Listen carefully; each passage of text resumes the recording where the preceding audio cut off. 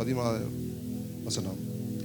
எந்த மனுஷனும் மேலான அதிகாரம் உள்ளவர்களுக்கு கீழ்ப்படிய கிடவார்கள். ஏனென்றால் தேவனே அன்றி ஒரு அதிகாரம் இல்லை. உண்டாயிருக்கிற அதிகாரங்கள் தேவனாலே நியமிக்கப்பட்டிருக்கிறது.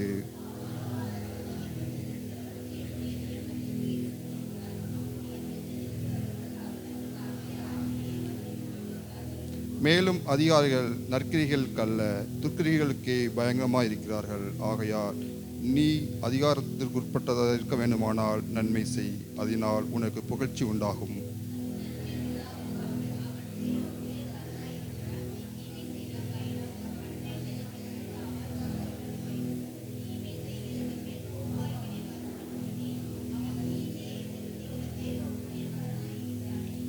ஆகையால் நீங்கள் கோபாக்கினை நிமித்தம் மாத்திரமல்ல மனசாட்சி நிமித்தம் கீழ்ப்படிய வேண்டும்.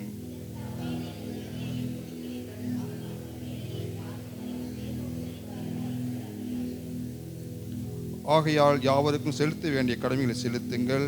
எவனுக்கு வரியை செலுத்த வேண்டியதோ அவனுக்கு வரியையும், எவனுக்கு தீர்வை செலுத்த வேண்டியதோ அவனுக்கு தீர்வையும் செலுத்துங்கள். எவனுக்கு பயப்பட வேண்டியதோ அவனுக்கு பயப்படுங்கள். எவனை கனம் பண்ண வேண்டியதோ அவனை கனம் பண்ணுங்கள்.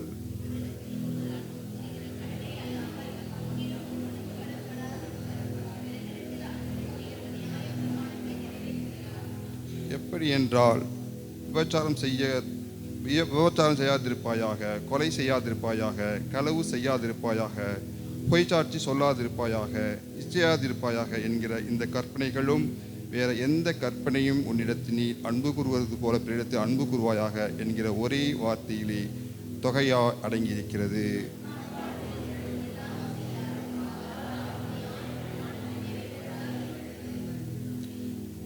நித்திரையை விட்டு எழுந்திருக்கத்தக்க வேலையாய் ஆயிற்றென்று நாம் காலத்தை அறிந்தவர்களாய் இப்படி நடக்க வேண்டும். நாம் விசுவாசி ஆன போது இரட்சிப்பு சமயமாக இருப்பதை பார்க்கலாம். இப்பொழுது அது நமக்கு அதிக சமயமாக இருக்கிறது.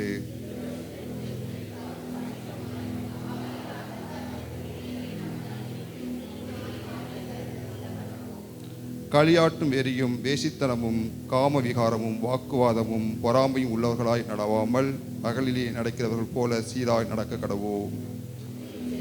சேர்ந்து வாசம் துரிச்சைக்கு இடமாய் உடலை பேணாமல் இருந்து கர்த்தராகிய இயேசு கிறிஸ்து தரித்துக் கொள்ளுங்கள். ஆமேன்.